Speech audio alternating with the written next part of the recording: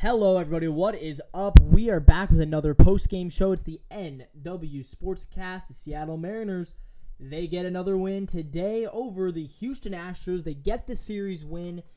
They take 2 out of 3. They won the last 2 games this weekend. And what a series this was. Mariners had a chance for the sweep. Didn't end up getting the sweep, but man, what a series. It was a great series. A lot to talk about today. Let's start with the hero of this game, Cal Raleigh. Cal with a game tied 4-4 in the top of the 9th. He took former All-Star, not sure if he'll ever be an All-Star again, Josh Hader, who currently is sporting a 6.14 ERA and a 1-3 record. Cal takes Josh Hader deep for what was his 8th home run of the season. He leads the Mariners in home runs. And that home run ends up being the difference in that game. Mariners win it 5-4. Going through the lineup, Josh Rojas. Man, what a player he is. Rojas goes 3 for 4. He had doubles, triples, and singles. Doesn't score any runs. He does knock in one. And he also walked. So he was a home run away from the cycle. Just incredible stuff out of Josh Rojas. I mean, today was also, by the way, his first game in 3 years playing outfield. They gave him the start in left field today, and Urias making his first start against a righty.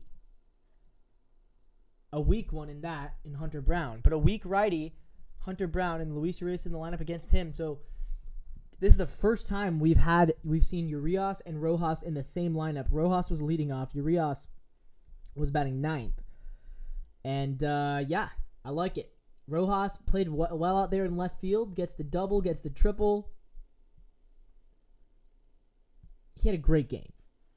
And at this point, he's now hitting 360. His OPS is 1.029. He's your leadoff hitter. And sure, you can sit him against tough lefties still. I understand if you want to sit him against tough lefties. But for all intents and purposes, he is your leadoff hitter. It's not J.P. Crawford. It's not Julio Rodriguez. It's not Dylan Moore. Josh Rojas is your leadoff hitter. He should be leading off. I would say 80% of the time he should lead off. If you're playing a lefty, I think it depends on who the lefty is. Because we haven't played Rojas against a lefty yet. Personally, I would like to see him play against any lefty unless they're like an ace. So against a good lefty, like Framber last night. Is Framber a lefty? I believe he is. Yeah, Framber's a lefty, and Rojas didn't play. Against a good lefty, you sit Rojas, but against an average lefty, Rojas should be playing, and against any righty, I don't care what happens when J.P. Crawford comes back. Rojas is your leadoff hitter right now. Julio had another bad day. He goes 0 for 4 with a walk. Polanco checking in with a base hit. He now has an 8-game hitting streak despite that average still at just 193. Cal Raleigh, of course, with that home run. He goes 1 for 5 in the day. And Cal's interesting, too. He's raised that OPS now up to 726. But, man, the 210 batting average is not great. But the 8 home runs has been really impressive. And I think he's gotten even more powerful this year than he was last year. He's on pace for like 36 home runs this year. So he's kind of doing the Salvador Perez thing, kind of doing the Kyle Schwarber thing of like, I'm going to hit for a really bad average, but I'm going to hit for a lot of power. And that's fine. I love him batting 4th, 5th in the lineup. I'm cool with that. Like, yeah. Ty France, he gets a double. That was all he did. Mitch Garver, he checks in with a base hit as well and scores a run. Luke Raley hit his first home run of the season. Good for him. He's now hitting 230. So his batting average continuing to climb. And his OPS now up to 594. So he's still one of your worst hitters, but he is slowly but surely climbing back into the 600 levels. Good for Luke Raley playing right field. He just switches around, man. Right field, left field. You can do whatever you want with him. And he just continuing to make an impact I'm happy with what we've seen from him. He hit 7th today. I wouldn't hit him any higher than 7th. I think he's really more of an 8-9 hitter, but the fact that we're starting to get some production out of him is really good. Canzone should be back too, and I think that will allow you to also give Haniger. Haniger got an off day today, which I love because he's played 30 games this year. But yeah, Luke Raley, nice little day for him. He also drew a walk. And he scored after the walk as well. So yeah, good game for Luke Raley. Dylan Moore, he checks in with the hit. Luis Urias, he gets a hit. Here's a fun note. Urias, that was his first single of the season. Before today, he had 3 doubles, 3 home runs. Those were his only hits. Today he goes 1 for 3 with a walk, 2 runs batted in because he walked with the bases loaded. And despite the batting average being really low, Urias is hitting 167, but his OPS is pretty good, 738. And then the pitching side of things, Bryce Miller goes 6 innings, allows 6 hits, 4 earned runs, 1 walk, 3 strikeouts. He does allow 2 home runs. And the unfortunate thing for him, Bryce Miller, the streak is over. The Mariners officially losing our streak of the starting pitcher only allowing 2 earned runs or less, because Bryce Miller allowed 4 today. I'm fine with it, right? We left him in. He was at 77 pitches, so why not let him pitch the 7th, right? And it ends up burning him. John Singleton hits a 2-run home run. Luckily, it didn't end up mattering in the game, but the streak is over. The Mariners come 1 game short of the record, which was set by the 1921 Washington Senators, but still a really, really good accomplishment. Cannot give enough credit to this pitching staff, to the starters, to Miller, Gilbert, Kirby, Hancock, and of course Luis Castillo, the Rock. 21 games in a row allowing 2 earned runs or less. That is really impressive.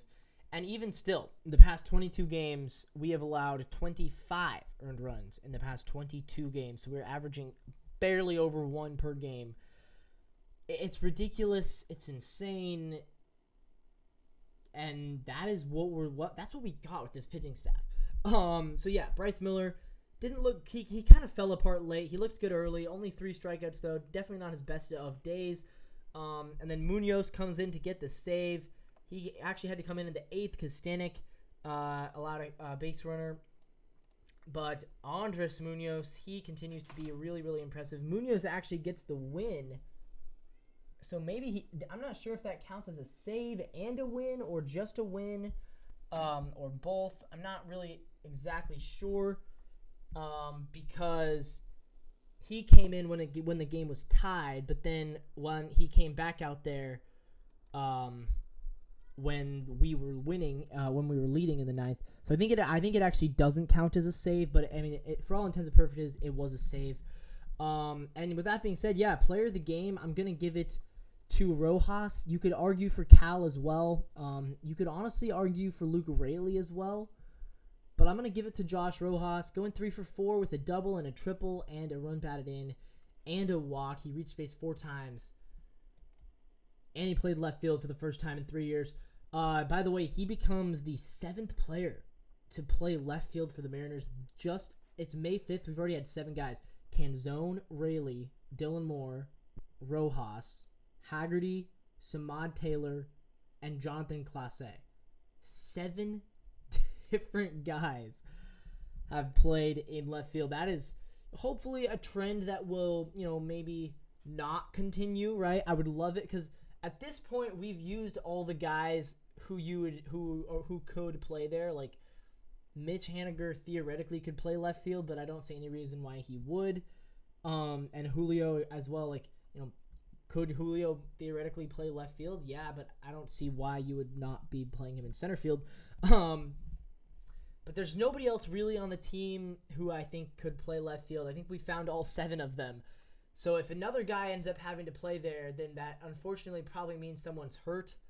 So let's cross our fingers that, we've reached the magic number of 7, and from there, we won't need to use any more left fielders. As much as I loved Cade Marlowe, the only reason Cade Marlowe's on this team is if someone is really struggling or if someone is hurt, and I don't want that to happen. So, yeah, hopefully no more left fielders. Hopefully we found our final left fielder. And I do think you can see Rojas out there more often in left field. I wouldn't be surprised if we start to see Rojas play some more outfield.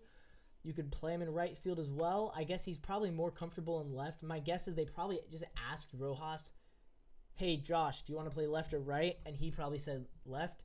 And then Raleigh they can put Raleigh anywhere. So yeah. With that being said, guys, it was a great game. I love this game. Mariners get the job done. They are now 7 games ahead of Houston. We are 19-15.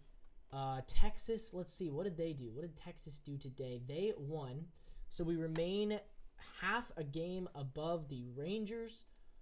The A's, they lost today. They are currently down by 6, so they're going to lose. So we will be 2.5 up on Oakland and half a game up on the Rangers. With that all being said, guys, thank you so much for listening. This is the NW Sportscast. We will see you guys tomorrow for another post-game show. Mariners, of course, they have 10 more games in a row before the next off day, so a lot of content coming at you guys. As you can see, I'm not in my regular studio today. I am back home from college. My freshman year went well, so thank you guys for all the support. And yeah, I'm currently in the process of constructing a new studio in my basement. This is just kind of a holding zone for me to film while the new studio is being prepared. The old studio is no longer suitable for our needs. So you guys keep an eye out for my new studio. Drew also, he will be back soon. He's taken a little bit of a break as he prepares to leave Syracuse.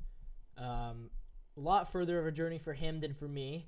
But he will be back hopefully by the end of the week. He's had finals and moving out to deal with, so giving him some time off.